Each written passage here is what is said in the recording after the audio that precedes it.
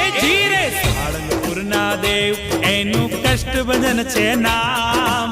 સાળંગપુરના દેવ એનું કષ્ટભંજન છે નામ. અરે હાજરા હજૂર મારા દાદા રે હનુમાન. હે એવા સાળંગપુરના દેવ એનું કષ્ટભંજન છે નામ. સાળંગપુરના દેવ એનું કષ્ટભંજન છે નામ.